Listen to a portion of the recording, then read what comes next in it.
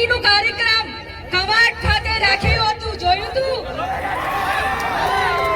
અહીંયાના તો હતા નહીં, ખબર નહીં કાકાના બોલાયેલા 200 આપીને, ખબર ને? કેબિનેટ મંત્રી આયા, શું કે અમે અહીંયા હાઇડ્રો પ્રોજેક્ટ નહીં ચાલવા દેવાના, આમાં ડુંગરનો પ્રોજેક્ટ નહીં ચાલવા દેવાના. પણ હું એમને એક વાત કહું છું, झूठ बोले कौआ काटे, काले कौए से डरियो. तो આ મંત્રી તમને જૂઠું બોલવા આવે છે, ચૂંટણી આવે છે એટલે એમના વોટ તોડવાના છે.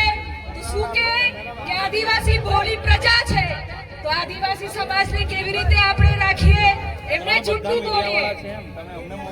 એ લોકો ઉદ્યોગપતિ જોડે જે પ્રોજેક્ટો કરવા માંગે છે એ પ્રોજેક્ટો અમે અહીંયા આવીને ખોટું બોલીશું, 200 રૂપિયા આપીશું, એમને જમવાનું આપીશું, તો આદિવાસી સમાજ એ અમારું માનશે. પણ હું આ મંત્રીઓ અને જેટલા હોદ્દાઓ વાળા બીજેપીના અહીંયા બેઠા હતા એમને હું એક વાત કરવા માંગુ છું, તમારો છૂટ હવે નહીં ચાલે, તમારો છૂટ હવે નહીં ચાલે. આદિવાસી સમાજ જાગૃત થઈ ગયું છે અને જે પણ પ્રોજેક્ટો આ લોકો કવાટમાં લાવ્યા છે એ પ્રોજેક્ટો એ લોકો ચૂંટણી પછી પાછું ચાલુ કરશે. એમની વાતોમાં આવતા નહીં. તાલુકા જિલ્લામાં બીજેપીને ઘર ભેગા કરો, આમ આદમી પાર્ટીની આપણે આજે બોડી બેસાડીશું તો જ આપણું પરિવર્તન આવશે. તો જોરથી એક આપણે નારો લગાઈએ, ચેતરભાઈ તું આગે बढ़ो, हम तुम्हारे साथ हैं, चेतरभाई तुम आगे बढ़ो, हम तुम्हारे साथ हैं. जय आदिवासी, भारत माता की, भारत माता की. આ લોકો જે આદિવાસીની ગ્રાન્ટોથી જેટલા પણ આ પ્રોગ્રામ આદિજાતિના કર્યા છે, કરોડોના ખર્ચા, એ તમારા પૈસા છે પણ એમના ગજવામાં જાય છે. આજે આદિજાતિની ગ્રાન્ટ પર આ લોકો જે રાજ કરે છે એ અમરસિંહ રાઠવા, મારા પહેલા પ્રથમ સાંસદ છોટાઉદેપુરના, પાર્લામેન્ટમાં બિલ આપેલું કે જે પણ તમારી ગ્રાન્ટો છે એમાં આદિવાસી ટ્રાઇબલ ગ્રાન્ટો અલગ કરો અને ટ્રાઇબલ ડિપાર્ટમેન્ટની સ્થાપના કરો. તો આ ટ્રાઇબલ ડિપાર્ટમેન્ટની સ્થાપના અમરસિંહભાઈ રાઠવા, મારા પિતાશ્રીએ પાર્લામેન્ટમાં બિલ પાસ કરાવીને કરાવી. અમને તો ખબર પણ નહીં હોય આદિજાતિની કેટલી ગ્રાન્ટો આવે. અડધા તો મારા ત્યાં નોકરી કરતા હતા અને બોલે છે અમરસિંહ રાઠવાએ હું કર્યું, તું જ્યાં બેઠી છે ને એ પાયો અમારા ત્યાંથી ખોદેલું છે. જામલી મુકામે ગૌચર જમીનમાં બંગલા અને પેટ્રોલ પંપ બનાયા, ખબર કે નહીં?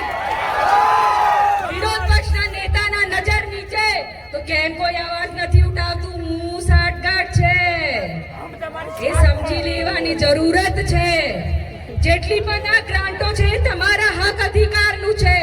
હું મારી બહેનોને કહેવા માંગુ છું, ચૂંટણી ગઈ, ચૂંટણીમાં તમને એવું કીધું હતું કે અમે ગેસ સિલિન્ડર આપીશું. પ્રધાનમંત્રી 56 ની વાત કરે છે, એ 56 ઇંચ એકવાર રડતા હતા કે મારી બહેનો તમે જે ચૂલો સળગાવો છો એ ચૂલામાંથી જે આંસુ નીકળે, ધુમાડો નીકળે છે, એ ધુમાડામાંથી જે આંસુ નીકળે છે એમનું હૃદય કાપી જાય છે. ચૂંટણી જીતી ગયા, ગેસની બાટલની હવે વાત નહીં. હવે ક્યાં ગયું ગેસનું બાટલ? મળે છે, સબસિડી મળે છે. હું મારી બહેનોને પૂછવા માંગુ છું, ઘરમાં ઝઘડા ખાલ્યા કે નહીં? હું મારા યુવાનોને પૂછવા માંગુ છું, કેટલા યુવાનો કોલેજ જાય છે અને કેટલા યુવાનોને કોલેજથી કાઢી નાખ્યું? કેટલા યુવાનોને કોલેજથી કાઢી નાખ્યું? આમાં શરમાવાની વાત નથી.